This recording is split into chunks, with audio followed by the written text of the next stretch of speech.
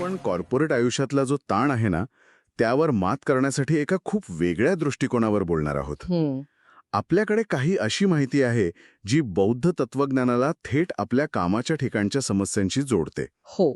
आणि एक गोष्ट आधी स्पष्ट करतो की यात कोणतीही पूजापाठ किंवा कर्मकांडाची गोष्ट नाहीये. अजिबात नाही. हे थेट मनाला शांत कसं ठेवायचं आणि आपली कार्यक्षमता कशी वाढवायची याचे मानसशास्त्रीय उपाय आहेत. अगदी. आणि यातली सगळ्यात महत्वाची गोष्ट म्हणजे हे तत्वज्ञान आहे ना, ते तणावाच्या मुळावर काम करतं. अच्छा. म्हणजे फक्त वरवरची मलमपट्टी नाही की स्ट्रेस मॅनेजमेंटच्या नावाखाली अजून 4 गोष्टी करा, तसं नाहीये. बरोबर. उलट तणाव मुळात निर्माण का होतो याचं निदान करतं. म्हणजे मूळ कारणच शोधतं. हो. आणि आजच्या आपल्या चर्चेचा उद्देश हाच आहे की या प्राचीन ज्ञानाचा वापर करून आजच्या या वेगवान नोकरीमध्ये संतुलन कसं साधायचं हे पाहणं. बरोबर. कारण समस्या बाहेर नाहीये, ती आपल्या आत आहे, असं काहीसं हे तत्वज्ञान सांगतं. चला तर मग हे सविस्तरपणे समजून घेऊया. नक्की. सुरुवात करूया त्या मूळ कारणांपासून की कामाच्या ठिकाणी आपल्याला इतका ताण येतोच का. नक्कीच. याची सुरुवात होते भगवान बुद्धांच्या 4 आर्य सत्यांपासून. बर. त्यातलं पहिलं सत्य आहे दुःख आहे. दुःख आहे. हो. याला आजच्या संदर्भात आपण सरळ सरळ तणाव किंवा असमाधान म्हणू शकतो. आणि आपल्या माहितीनुसार नोकरीतल्या या तणावाची 2 मुख्य मानसिक कारणं सांगितली आहेत: तण्णा आणि उपादान. तण्णा आणि उपादान हे शब्द थोडे जड वाटतायत. सोप्या भाषेत याचा अर्थ काय होतो? तण्णा म्हणजे तीव्र इच्छा किंवा अपेक्षा. आपण याला इंग्रजीत क्रेविंग म्हणू शकतो. बर. ही एक सततची तहान आहे. तहान. ओके. उदाहरणार्थ, मला प्रमोशन मिळालंच पाहिजे किंवा माझा पगार वाढायलाच पाहिजे किंवा बॉसकडून कौतुक झालंच पाहिजे. अगदी. या अपेक्षा चुकीच्या नाहीत, पण जेव्हा त्यांचं रूपांतर एका अतीव इच्छेत होतं तेव्हा खरी समस्या सुरू होते. म्हणजे ती अपेक्षा पूर्ण झाली नाही की आपण कोलबडून पडतो. बरोबर. जसं की दिवसभर मेहनत करून पाठवलेल्या ईमेलला क्लायंटकडून वेळेवर उत्तर नाही आलं की दर 5 मिनिटांनी इनबॉक्स रिफ्रेश करत बसणं. उत्तम उदाहरण आहे. ती एक प्रकारची तणा झाली का? अगदी अचूक. हीच तण्हा आहे. आणि यालाच जोडून येतं उपादान. उपादान. उपादान म्हणजे आसक्ती किंवा एखाद्या गोष्टीला, विचाराला घट्ट चिकटून राहणे. इंग्रजीत याला क्लिंगिंग किंवा अटॅचमेंट म्हणतात. अच्छा. जसं की हे काम माझ्याच पद्धतीने झालं पाहिजे किंवा माझी व्यावसायिक प्रतिमा कधीच खराब नाही झाली पाहिजे. हो, हे तर खूप होतं. अशा विचारांना आपण इतकं घट्ट धरून ठेवतो की जेव्हा परिस्थिती बदलते किंवा आपल्या मनासारखी घडत नाही तेव्हा आपण ती स्वीकारूच शकत नाही. म्हणजे थोडक्यात बाहेरची परिस्थिती वाईट आहे म्हणून तणाव नाही, तर ती परिस्थिती माझ्या मनासारखीच असली पाहिजे या आपल्या हट्टामुळे तणाव येतो. अगदी तसंच. आपणच आपल्या विचारांचे कैदी बनतो एक प्रकारे. बरोबर. बौद्ध तत्वज्ञान हेच सांगतं की समस्येचं मूळ आणि समाधान दोन्ही आपल्या आतच आहे. एकदा हे निदान कळलं की उपायांकडे वळणं सोपं होतं. मग आता यावर उपाय काय? जर आपणच स्वतःसाठी तणाव निर्माण करत असू तर स्वतःला यातून बाहेर कसं काढायचं?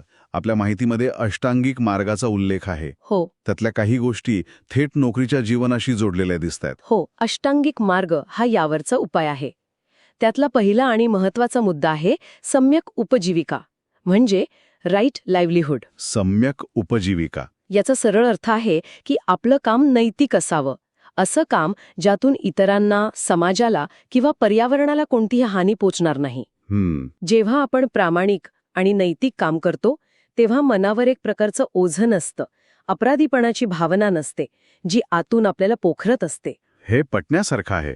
पण समजा एखाद्याचं काम नैतिक आहे पण खूपच कंटाळवाणं आहे. उदाहरणार्थ डेटा एंट्रीचं काम. हो. त्यात समाजाची सेवा कशी बघायची? दिवसभर आकडे भरण्यातून अर्थ कसा शोधायचा? बर्नआउट तर होणारच. उत्तम प्रश्न आहे. नाही, हे कोणालाही शक्य आहे. फक्त दृष्टिकोन बदलण्याची गरज आहे. दृष्टिकोन कसा? त्या डेटा एंट्री करणाऱ्या व्यक्तीने असा विचार करायला हवा की मी जो हा अचूक डेटा भरतीये त्यामुळेच तर कंपनी योग्य निर्णय घेऊ शकते. याच निर्णयांवरून ग्राहकांना चांगली सेवा मिळते, कर्मचाऱ्यांचे पगार वेळेवर होतात. अच्छा. आपण आपल्या कामाचा मोठ्या चित्रातला एक छोटा पण अत्यंत महत्वाचा भाग म्हणून विचार करायला हवा.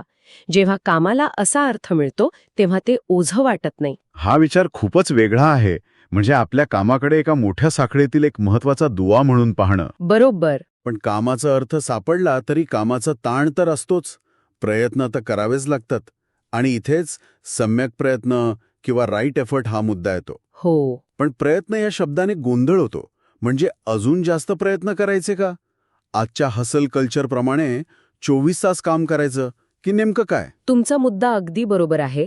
सम्यक प्रयत्न म्हणजे जास्त प्रयत्न नव्हे, तर संतुलित प्रयत्न. संतुलित प्रयत्न. आणि हे समजून घेण्यासाठी सोंट सुत्तमधली वीणेच्या तारेची कथा खूप मार्मिक आहे. कथा सांगा ना. सोंड नावाचा एक भिक्खू होता. त्याला लवकर ज्ञानप्राप्ती करायची होती म्हणून तो खूप कठोर तपस्या करत होता. इतकी की त्याचे पाय रक्ताळले होते.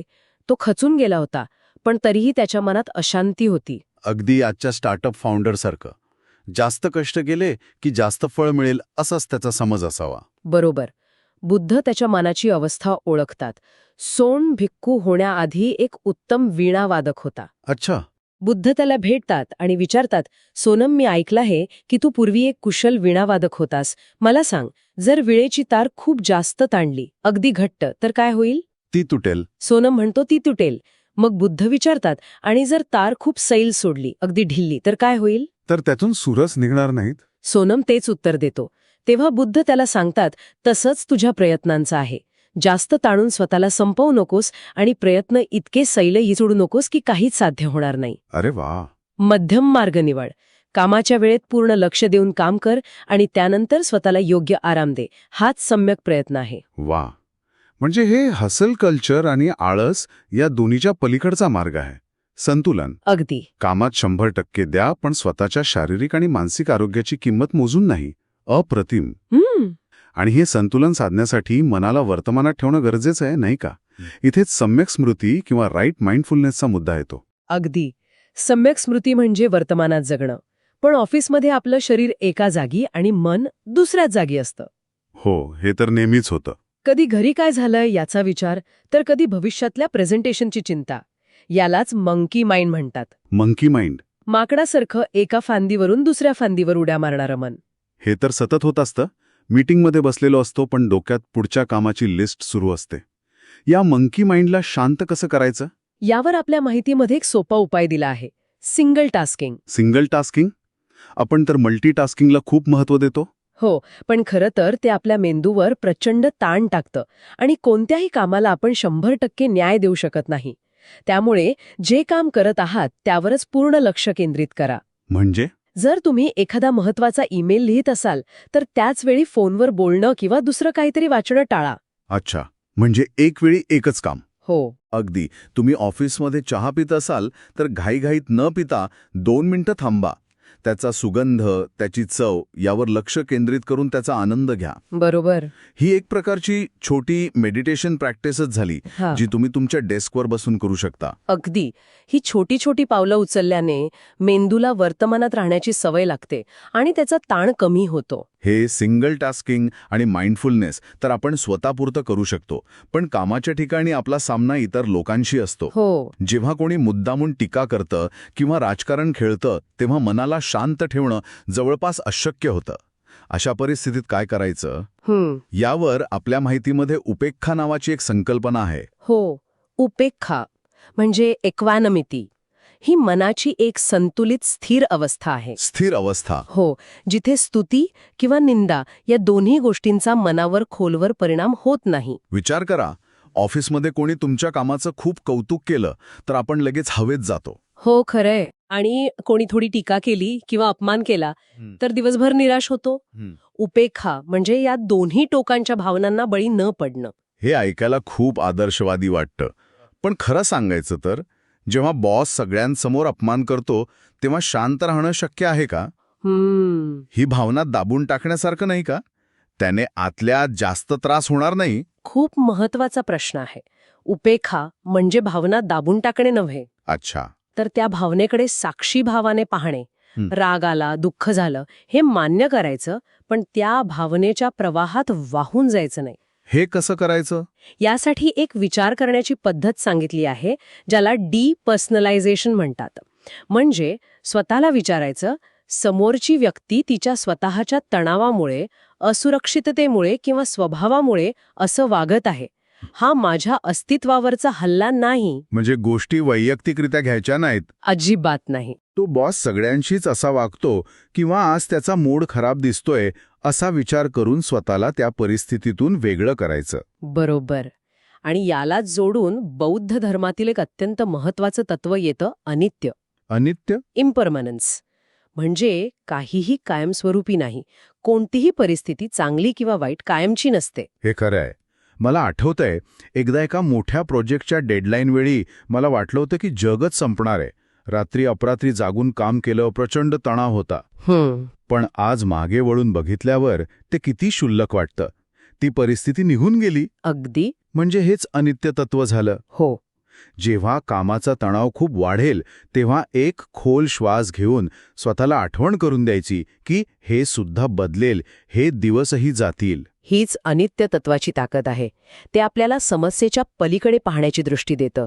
त्या क्षणी ती समस्या खूप मोठी वाटते, पण काळाच्या ओघात तिचं महत्त्व कमी होतं. तर या सर्व चर्चेतून काही ठोस कृती आराखडा किंवा ॲक्शन प्लॅन मिळतो का? हो, नक्कीच. म्हणजे रोजच्या जगण्यात कोणते सोपे बदल करता येतील जे या तत्वज्ञानावर आधारित असतील? हो, आपल्या माहितीमध्ये 4 अत्यंत सोप्या आणि व्यावहारिक गोष्टी दिल्या आहेत, ज्या कोणीही करू शकतं. सांगा. पहिली, सकाळची सुरुवात. दिवसाची सुरुवात घाईगडबडीत मोबाईल बघत करण्याऐवजी फक्त 5 मिनिटे शांत बसून आनापानासती ध्यान करा. आनापानासती? म्हणजे दुसरं काही नाही, फक्त आपल्या नैसर्गिक श्वासावर लक्ष केंद्रित करणं. आत येणारा श्वास आणि बाहेर जाणारा श्वास. अच्छा. यामुळे दिवसाची सुरुवात शांत आणि केंद्रित होते. फक्त 5 मिनिटं. हे खराच खूप मोठा बदल घडवतं. दुसरी गोष्ट विणेच्या तारेच्या कथेवरून घेतली आहे. दर तासाभराने 5 मिनिटांचा ब्रेक घेणं. बरोबर. खुर्चीतून उठा, थोडे चाला, पाणी प्या. स्वतःला सतत ताणलेल्या अवस्थेत न ठेवता थोडा आराम देणं. तो मध्यम मार्ग आठवणे. अगदी. तिसरी गोष्ट आहे दृष्टिकोन. फळाची चिंता न करता कामावर लक्ष केंद्रित करणं. हा तर गीतेतल्या कर्मण्येवाधिकारस्य मा फलेषु कदाचन या विचारासारखाच आहे. हो, तसाच आहे. पण इथे एक व्यावहारिक अडचण आहे. आपल्या अप्रेझल सिस्टीम तर पूर्णपणे आउटकम किंवा फळावरच आधारित असतात. बरोबर. मग प्रोसेस ओव्हर आउटकम या विचाराचा आणि कंपनीच्या अपेक्षांचा मेळ कसा घालायचा? अगदी बरोबर. इथेच खरी कसोटी आहे.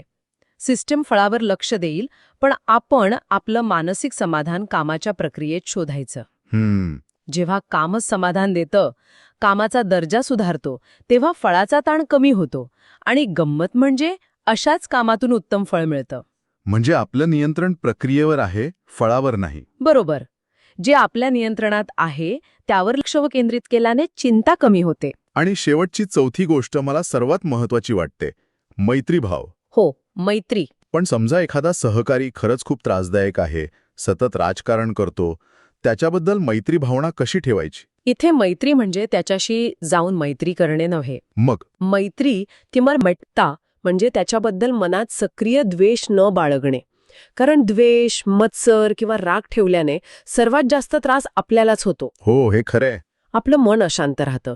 द्वेष हा जळत्या कोळशासारखा आहे, जो दुसऱ्यावर फेकण्याआधी स्वतःचाच हात जाळतो. वाव. त्यामुळे आपल्या स्वतःच्या मानसिक शांतीसाठी त्याच्याबद्दल मनात द्वेष न ठेवण्याचा सराव करणे ही मैत्री भावना आहे. तर आजच्या चर्चेतून हे स्पष्ट होतंय की बौद्ध तत्वज्ञान हे केवळ एक अमूर्त विचार नाहीये. अजिबात नाही. तर कामाच्या ठिकाणी येणाऱ्या दैनंदिन समस्यांवर एक अत्यंत व्यावहारिक मार्गदर्शक आहे. हो. तणावाच्या मुळाशी जाऊन अपेक्षा आणि आसक्ती कमी करून, मध्यम मार्गाचा अवलंब करून आणि परिस्थिती कायमची नाही हे स्वीकारून आपण अधिक शांतपणे आणि प्रभावीपणे काम करू शकतो. आणि हे सर्व स्वतःमध्ये बदल करण्याबद्दल आहे. इतरांना किंवा परिस्थितीला बदलण्याचा प्रयत्न करण्यापेक्षा स्वतःच्या दृष्टिकोनात आणि प्रतिक्रियांमध्ये बदल करणं जास्त सोपं आणि प्रभावी आहे. शेवटी वीणेची तार तुटून न देणं किंवा ती सैल न सोडणं हे पूर्णपणे आपल्या म्हणजेच वादकाच्या हातात आहे. आपण बोललो की द्वेष हा जळत्या कोळशासारखा आहे, पण आजच्या स्पर्धात्मक जगात अनेकदा याच द्वेषाला किंवा प्रोफेशनल रायव्हलीला पुढे जाण्यासाठीची ऊर्जा म्हणून पाहिलं जातं. हो. मग विचार करा की सहकाऱ्यांप्रती मैत्री भावना आणल्याने आपण आपली स्पर्धात्मक धार म्हणजे कॉम्पिटिटिव्ह एज गमावून बसू का? की शांत मन हेच यशाचं खरं शस्त्र आहे?